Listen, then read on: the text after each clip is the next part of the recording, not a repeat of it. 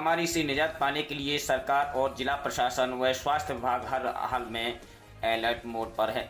जिस प्रकार जिला रेवाड़ी में पिछले दिनों आई ऑक्सीजन की भारी कमी को चंद दिनों में ही पूरा कर दिया गया था, ठीक उसी प्रकार अब भी इस वैश्विक महामारी से दो हाथ करने के लिए हमारी सरकार पूरी तरह तैयार है। यह कहना है कौसली से भाजपा विधायक लक्ष्मण यादव का, जो आज अपने रेवाड़ी निवास पर वर्चुअल मीटिंग के माध्यम से विधानसभा कोसली के लोगों से कोविड समस्याओं से जुड़ी जानकारी हासिल करने के बाद पत्रकारों से बात कर रहे थे। उन्होंने प्रदेश में अभी एक सप्ताह लॉकडाउन बढ़ाने की मुख्यमंत्री से अपील भी की। विधायक लक्ष्मण यादव की माने तो इस संकट की घड़ी में हर व्यक्ति से सीधे बात करना या मीटिंग करना संभव नहीं है, इसलिए आज उन्होंने डहीना मंडल के लोगों और स्वास्थ्य सेवाओं से जुड़े अधिकारियों एवं कर्मचारियों से कोविड समस्याओं से जुड़ी हर जानकारी वर्चुअल मीटिंग के माध्यम से ली और संबंधित अधिकारी से हर समस्या को जल्द निपटाने के निर्देश भी दिए गए हैं। ब्यूरो रिपोर्ट, वरदान न्यूज, चैन सिंह। लिसान से कोई जुड़ा है? आशीष जी, आशीष जी, हाँ प्रदीप जी, राकेश जी, कोई लिसान से जुड़ा है अपने में? कौन जुड़ा है? लिसान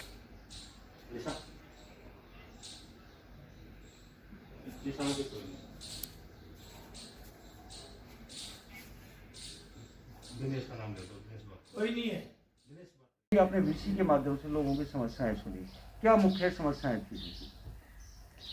देखिए, हम निरंतर हर रोज, मेरी विधानसभा में 4 मंडल है, तो आज हमारी ढेणा मंडल की वर्चुअल बैठक थी। कल हमने जो है नहाड़ की वर्चुअल बैठक की, उससे पहले बेरली की, उससे पहले जाटूसाना की। तो सब जगह से अलग अलग जो दिक्कतें आ रही हैं, तो उनका उसी टाइम जो कंप्लेंट दी जाती है उसका अधिकारियों से मिलकर उसका जल्दी निवारण किया जाता है। जैसे कल लिसान की कोई कंप्लेंट थी कि जी सैनिटाइज़र नहीं हुआ, तो उनका सैनिटाइज़र कल ही सुबह पहुंच गया। उन्होंने शाम को बताया था, कल सुबह पहुंच गया और वो करके आए। तो ऐसे ही छोटी छोटी जानकारियाँ, सैनिटाइज़र हुआ कि नहीं हुआ, कोविड पेशेंट गांव में कितने हैं, कितने ठीक हुए हैं, कितने जो व्यक्तिगत क्षति हुई है, कितने कोविड से है, कितने नेचुरल उसमें हुई हैं। दूसरा, आइसोलेशन वार्ड है कि नहीं, उसमें टीम में मेडिकल की या दूसरी आ रही है कि नहीं आइसोलेशन वार्ड में। तीसरा, जो हम मेडिकल किट जो दे रहे हैं पॉजिटिव केसों को, वो पहुंच रहे हैं कि नहीं। और चौथा, समय गांव में जो हमारे सोशल ग्रुप बने हैं, वो गांव में देखते हैं कि भाई ताश तो कोई नहीं खेल रहा, हुक्के पे तो कोई नहीं बैठा, पंचायत तो कोई नहीं हो रही, क्योंकि इसका सबसे बड़ा इलाज जो मैं इतने दिनों में देख पाया हूँ वो सोशल डिस्टेंसिंग ही है। सर, क्या पंचों और सरपंचों तैयारी से भी हम सहमत हैं, लेकिन अब जो नई बीमारी सिर उठा रही है, ब्लैक फंगस, रेवाड़ी में भी 4-5 केस आए, उन्हें रेफर कर दिया गया, उसको लेकर सरकार की क्या तैयारी है? जिला प्रशासन की, स्वास्थ्य विभाग की बात करें। देखिए, उसके लिए हमने कोविड से अलग हॉस्पिटल नॉमिनेट किए हैं।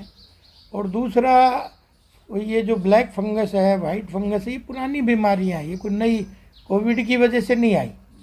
हो सकता है इसमें किस तरह से अब ये चली है, लेकिन उतना ज़्यादा नहीं है। इसकी तो मेडिसिन भी हम सब के पास है, क्योंकि कोविड की तो थी नहीं, तो इसमें कोई ज़्यादा भयभीत होने की ज़रूरत नहीं है। और ये पुरानी बीमारी है, इसका इलाज डॉक्टरों के पास है। अब जो तीसरी लेयर की बात करें, जो तीसरी लेयर आ रही है, बताया जा रहा है कि बच्चों के लिए काफ़ी भयावह है, उसको लेकर सरकार ने क्या अभी तक तैयारियां की हैं कि बच्चों में? देखिए, बच्चों की वैक्सीन का आपने देखा कि प्रयोग हो रहा है, और जल्दी ही बच्चों की वैक्सीन भी मार्केट में आ जाएगी, यानी सरकार के पास आ जाएगी। तो तीसरी उसके लिए भी तैयारी है, क्योंकि पिछला आपने देखा 2020 का कोविड का समय आपने देखा, तो उस समय सैनिटाइज़र भी चाहिए था, मास्क भी चाहिए था, गोली भी चाहिए थी, और आयुर्वेद का भी बड़ा रोल रहा ठीक होने में। अब के एक नई चीज़ जुड़ी इस बार के 2021 के कोविड में, ऑक्सीजन की ज़रूरत है।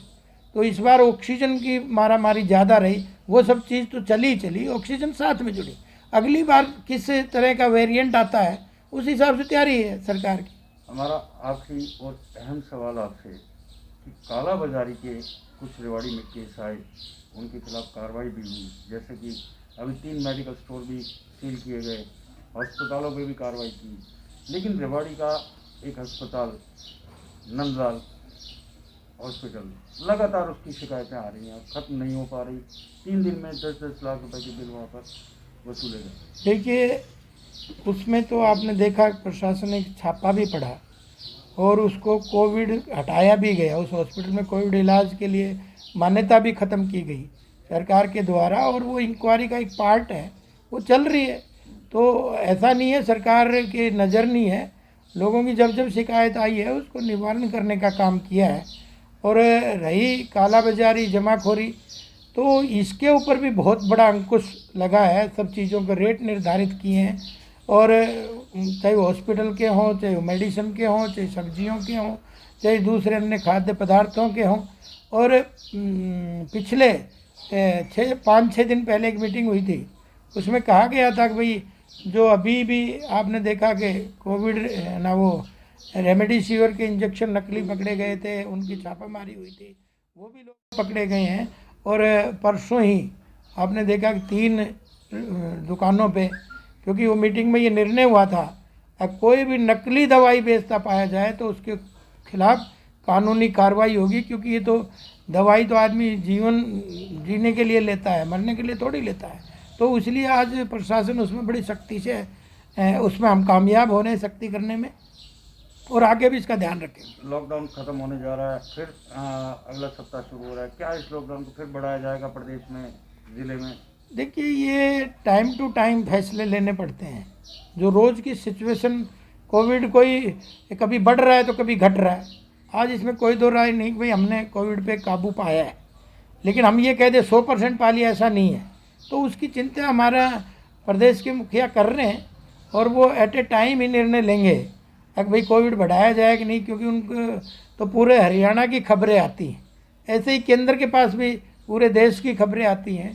तो निर्णय ये ऊपर से होने वाले हैं, क्योंकि एक के लिए तो है नहीं कि अपने यहाँ ज़िले में हो जाएगा और वहाँ नहीं, लेकिन ज़िले को भी पावर है कि भाई आप जहाँ छूट देना चाहते हैं, वहाँ जहाँ कोविड नहीं है वहाँ कर दिए। आप किस नज़र से देखते हैं कि इस स्थिति को, आज की सिचुएशन को देखते हुए क्या इस लॉकडाउन को और बढ़ाया जाना चाहिए? निश्चित तौर पे मैं तो सरकार से निवेदन यही कर रहा हूँ, और मैं चाहता भी यही हूँ कि भाई कोविड अभी जो लॉकडाउन का पीरियड है इसको और बढ़ाया जाए, क्योंकि अब मुश्किल से हमारे हाथ में स्थिति ठीक हुई है। हम नहीं चाहते कि आगे थोड़ी बहुत लालच की वजह से ये बिगड़ जाए। तो इसलिए मैं तो चाहता हूँ कि 1 हफ्ते का और लॉकडाउन बढ़ाया जाए।